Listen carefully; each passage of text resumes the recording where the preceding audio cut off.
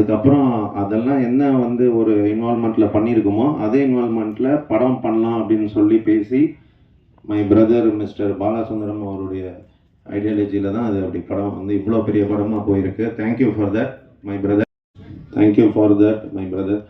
And வந்து ப்ரெஸ்காரன் சொல்கிறதுக்காக இல்லை, நீ நிறைய பேர் ரொம்ப நல்லா எழுதியிருக்கீங்க படத்தை பற்றி. அன்றைக்கி படம் பார்த்துட்டு ஸ்டாண்டிங் ஓவேஷன்லாம் கிடச்சிது, நானும் பின்னாடி ஒளிஞ்சு பார்த்துட்டு இருந்தேன். Thank you press media for that. எல்லாருக்குமே வந்து ஒரு பாயிண்டில் மனிதனாக கனெக்ட் ஆகிறது வந்து கண்டென்ட் தான். ஒரு ஹீரோ வச்சு டான்ஸ் ஆடி பாட்டு பாடி காமெடி பண்ணி கதை எப்படி ஓகே பண்ணணுன்னு எங்களுக்கு தெரியல. அது கேட்கும் போது அது சுவாரஸ்யமாக இல்லை. கண்டென்ட்டாக தேடும் போது ஈஸ்வர் கார்த்திக்னு ஒருத்தர் வந்து கண்டென்ட் தாண்டா வேணும் தான் வச்சுக்கங்கடான்ட்டு ஒரு 800 பேஜ் புக்குலெட்டு ஒன்று கொண்டாந்து கொடுத்துட்டு இதான் சார் ஃபஸ்ட்டு டிராஃப்ட்டு, உங்களுக்கு ஓகேன்னா இன்னும் 2 டிராஃப்ட் பண்ணுவேன்னு சொல்லி கடைசியாக முடிக்கும் போது ஒரு 4500 பேஜ் ஒர்க் அவுட் பண்ணி ஒரு கதையை வந்து கொடுக்குறாரு. ஒரு சூட்கேஸ்குள்ளார எவ்வளோ வைக்க முடியுமோ அது மாதிரி ஒரு 5 மடங்கு வச்சு மூணா கூட மூடாத மாதிரி தான் இருக்கும் அந்த படம். நீங்கள் பார்த்தீங்கன்னா அவ்வளோ கண்டென்ட் கொடுத்துருக்காரு. Thank you Eswar for that. இதில் வந்து ஃபுல் ஸ்டஃப்டு தான், லேகுக்கெலாம் வேலையே கிடையாது. எடிட்டர் வந்து வெரி ஹாப்பி. ஆல்ரெடி அவர் நம்ம நண்பர் படத்தில் எடிட்டராக இருந்தால் கூட எடிட்டர் வந்து இந்தியாவுக்கே ஒரு முக்கியமான எடிட்டரை இன்ட்ரடியூஸ் பண்ணுறோம், மிஸ்டர் அனில். எடிட்டர் நீங்கள் பார்த்தீங்கன்னா நம்ம எல்லாருமே ஃபஸ்ட் டைமர் தான். ட்ரைபாடு போட்டு இங்கே வரைக்கும் வந்திருக்கேன்ற அந்த ஒரு நம்பிக்கையில் சொல்கிறேன். அவர் வந்து ஒரு இந்தியா லெவலில் ஃபேமஸாக வருவார். ஈவன் டைரக்டர் வந்து ஒரு இந்தியா லெவலில் ஃபேமஸாக வர்றதுக்கான திறமை இருக்கிறவர் தான். ஸோ நாங்கள் எல்லாருமே ஃபஸ்ட் டைமராக சேர்ந்து உங்கள் முன்னாடி வந்து ஒரு படம் பண்ணிவிட்டு அந்த மேடையை வந்து ஏறி பேசுகிறதுக்கு கொஞ்சம் தைரியத்தை வர வச்சுட்டு, சரி நம்மெல்லாம் ஒரே ஃபேமிலி தானே, என்ன இப்போ தப்பாக பேசினா கூட மன்னிச்சிட போகிறாங்க, இந்த பழைய நியூஸ் ப்ரெஸ் கார்டை காட்டி தப்பிச்சிடலாம், இல்லை போலீஸ்கிட்ட காட்டுவோம்ல நைட்டில், டிடிக்காக உங்கள் எல்லாருக்குமே சில சீனியர்ஸ்க்கு இப்பயும் ஃபோன் பண்ணுறது உண்டு. ஸோ அந்த நம்பிக்கையில் பண்ணிட்டு வந்திருக்கோம். நீங்கள் ரொம்ப நல்ல பாசிட்டிவ் ரிவ்யூ கொடுத்துருக்குறீங்க. ஸ்டேஜில் சம்திங் பண்ணி பேச தெரில, அதை உண்மையாக பேசிட்டேன். ஸோ தொடர்ந்து என்கரேஜ் பண்ணுங்கள். கண்டென்ட்டை மட்டும் நம்பி ஒரு படம் எடுக்கலாம். அந்த படம் வந்து ஃபஸ்ட்டு படம் கூட ஒரு 30 கோடி வரைக்கும் போகலாம் அப்படிங்கிறதுக்கு இந்த படத்தில் 2 முக்கியமான ஆள் வந்து mister Balaji and including SN Reddy sir. So அதை வந்து ஃபஸ்ட் டைமருக்கான பேரியர்லாம் வந்து சொல்லி அதை ஈஸ்வர் சார் கொண்டு வந்த ஸ்கிரிப்ட் மாதிரி தான். அது ஒரு 4500 பேஜ் போகும். அது ஃபஸ்ட் டைமருங்கிறதுக்கு எல்லா இடத்துலையுமே ஒரு அடி இருக்குது. அந்த அடி வந்து ரொம்ப வலிக்கும். அந்த அடியெல்லாம் தாண்டி மேடை ஏறிட்டோம் நாங்கள். அந்த மேடையில் தொடர்ந்து இருக்கணும்னா கண்டிப்பாக அவங்க ஆசீர்வாதமும் அண்டு அவங்க அனுதாபமும் வேணும். Thank you so much for coming. தொடர்ந்து ஆதரவு கொடுங்க சார். நன்றி. ரிலீஸு கொஞ்சம் தவறிடுச்சு. அது எனி மிஸ்டேக் அஃப்கோர்ஸ் எஸ், நான் தான் ரெஸ்பான்சிபிலிட்டி எடுக்கணும் as a director. Because press and media people and all the reviewers audience அவங்க எப்போவுமே சரின்னு நான் பார்ப்பேன். ஏன்னா பிகாஸ் நம்ம கருத்தை யார்கிட்டையும் திணிக்க முடியாது, உங்கள் கருத்தையும் யார்கிட்டையுமே உங்கள் இது. ஏன்னா பிகாஸ் இங்கே தாட் ஆஃப் ஃப்ரீடம் இருக்குங்க. ஸோ அப்போ நீங்கள் ஒரு கருத்து சொல்லும் போது எனக்கு பெண்குயின்லேருந்து வரும்போது என் தலையில் கொட்டி ஓகே இப்படி எடுக்கக்கூடாது, இது இட் வில் நாட் ஒர்க் அப்படின்னு நீங்கள் சொன்னது வந்து நான் பர்சனலாக எடுத்துக்கிட்டேன். ஏன்னா இது நான் வந்து பேக்ரவுண்ட் அப்படி, நான் கார்ப்பரேட்டில் ஒர்க் பண்ணேன், கொஞ்சம் இதில் நிறைய கம்பெனிஸில் ஒர்க் பண்ணேன். இப்போ கார்ப்பரேட்டில் அடிக்கடி ஒன்று சொல்லுவாங்க, என்னதான் ப்ராடக்ட் எப்படி இருந்தாலுமே அந்த கஸ்டமர் இஸ் ஆல்வேஸ் ரைட் அப்படின்வாங்க. ஹோட்டலுக்கு போனாலும் அது அது நல்லா இல்லை, சூப்பர் ஃபுட்டே வைங்க, நல்லா இல்லைன்னா எஸ் இஸ் ரைட், அது மறுபடியும் ரெடி பண்ணி கொடு அப்படின்னு. அப்படி தான் நான் ஆடியன்ஸை பார்க்குறேன். பிளேயர் சொல்லியே போட்டேன். அப்படி வந்த படம் தான் ஜீப்ரா. ஒரு 4 செவத்துக்குள்ளே ஆரம்பித்து நானும் இவாவும் அப்பப்போ பேசுவோம். எங்கள் கதை இந்த ஜீப்ரா உருவானதே பாதி டீ கடையிலேயே அண்ணா நகர் பார்க்லேயும் தான், அங்கே தான் ஆரம்பிச்சது. ஸோ எல்லாம் பேசிட்டு ஓரளவுக்கு ரெடி ஆனதுக்கப்புறம் இந்த பவுண்டை கொண்டு போய் கொடுத்து நரேஷனோ இல்லைன்னா படித்தாங்கன்னா ஓகே ஆகிடும் அப்படின்ற அளவுக்கு எனக்கு ஒரு சின்ன கான்ஃபிடென்ட் வந்தது.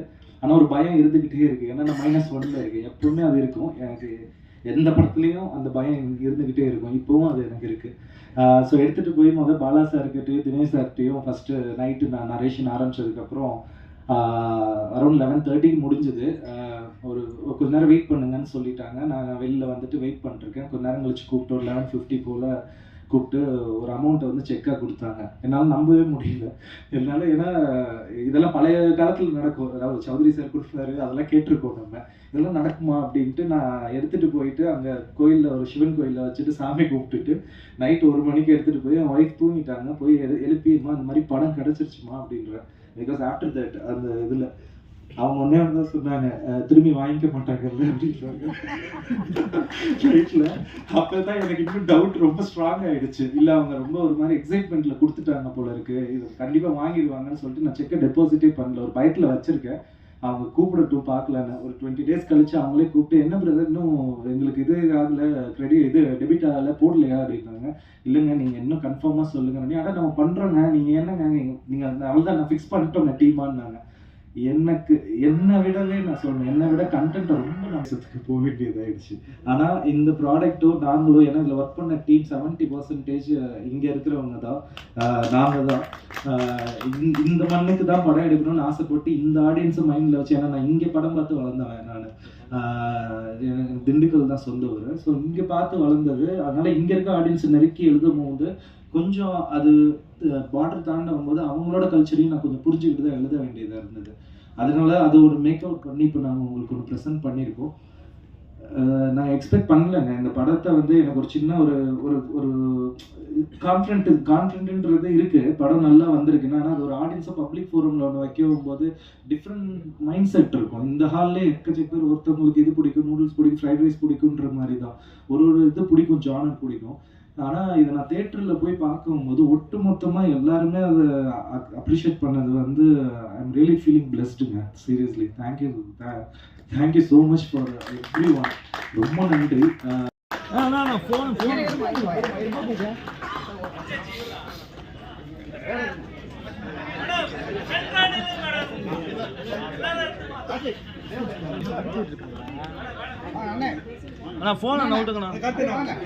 ரிலீஸ் கொஞ்சம் தவறிடுச்சு. அது எனி மிஸ்டேக் அஃப்கோர்ஸ் எஸ், நான் தான் ரெஸ்பான்சிபிலிட்டி எடுக்கணும் as a director. Because press and media people and all the reviewers, audience அவங்க எப்போவுமே சரின்னு நான் பார்ப்பேன். ஏன்னா பிகாஸ் நம்ம கருத்தை யார்கிட்டையும் திணிக்க முடியாது, உங்கள் கருத்தையும் யார்கிட்டையுமே உங்கள் இது. ஏன்னா பிகாஸ் இங்கே தாட் ஆஃப் ஃப்ரீடம் இருக்குங்க. ஸோ அப்போ நீங்கள் ஒரு கருத்து சொல்லும் போது எனக்கு பெண்குயின்லேருந்து வரும்போது என் தலையில் கொட்டி, ஓகே இப்படி எடுக்கக்கூடாது, இட் வில் நாட் ஒர்க் அப்படின்னு நீங்கள் சொன்னது வந்து நான் பர்சனலாக எடுத்துக்கிட்டேன். ஏன்னா இது நான் வந்து பேக்ரவுண்ட் அப்படி, நான் கார்ப்பரேட்டில் ஒர்க் பண்ணேன், கொஞ்சம் இதில் நிறைய கம்பெனிஸில் ஒர்க் பண்ணேன். இப்போ கார்ப்பரேட்டில் அடிக்கடி ஒன்று சொல்லுவாங்க, என்னதான் ப்ராடக்ட் எப்படி இருந்தாலுமே அந்த கஸ்டமர் இஸ் ஆல்வேஸ் ரைட் அப்படின்வாங்க. ஹோட்டலுக்கு போனாலும் அது அது நல்லா இல்லை, சூப்பர் ஃபுட்டே வைங்க, நல்லா இல்லைன்னா எஸ் இஸ் ரைட், அது மறுபடியும் ரெடி பண்ணி கொடு அப்படின்னு. அப்படி தான் நான் ஆடியன்ஸை பார்க்குறேன். பிளேயர் சொல்லியே போட்டேன்.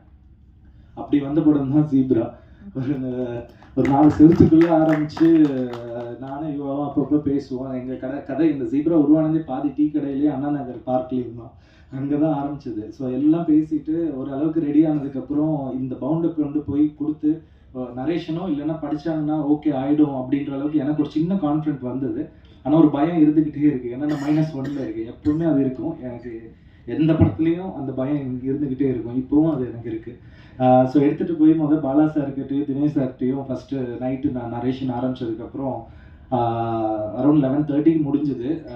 ஒரு கொஞ்ச நேரம் வெயிட் பண்ணுங்கன்னு சொல்லிட்டாங்க. நான் வெளியில் வந்துட்டு வெயிட் பண்ணிருக்கேன். கொஞ்ச நேரம் கழிச்சு கூப்பிட்டு ஒரு 11:50 போல் கூப்பிட்டு ஒரு அமௌண்ட்டை வந்து செக்காக கொடுத்தாங்க. என்னால் நம்பவே முடியல.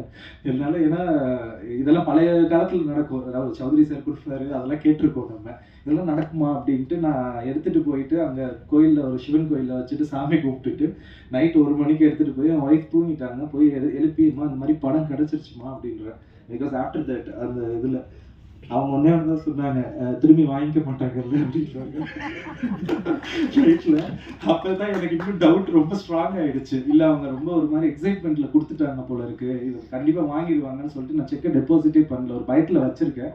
அவங்க கூப்பிடட்டும் பார்க்கலான்னு. ஒரு 20 days கழிச்சு அவங்களே கூப்பிட்டு, என்ன பிரதர் இன்னும் எங்களுக்கு இது ஆகலை, டெபிட் ஆகலை, போடலையா அப்படின்னாங்க. இல்லைங்க நீங்கள் இன்னும் கன்ஃபார்மாக சொல்லுங்க. ஆனால் நம்ம பண்ணுறோங்க, நீங்கள் என்னங்க நீங்கள் அவள் தான் நான் ஃபிக்ஸ் பண்ணிட்டோங்க டீமான்னாங்க. என்னை விடவே நான் சொல்றேன், என்னை விட கண்டென்ட்டை ரொம்ப நாசத்துக்கு போக வேண்டியதாயிடுச்சு. ஆனால் இந்த ப்ராடக்ட்டோ நாங்களோ, ஏன்னா இதில் ஒர்க் பண்ண டீம் 70% இங்கே இருக்கிறவங்க தான், நாங்கள் தான்.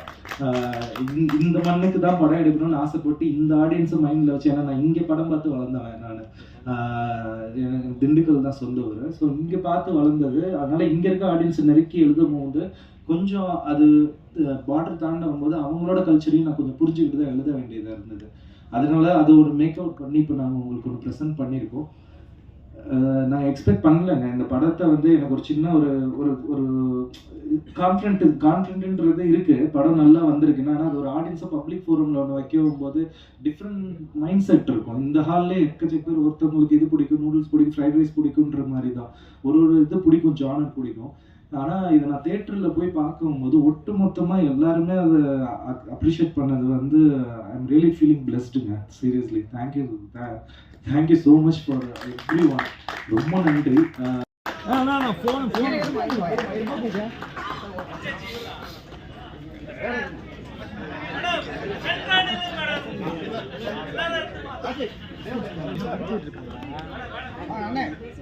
ஃபோன் அண்ணா விட்டுங்கண்ணா.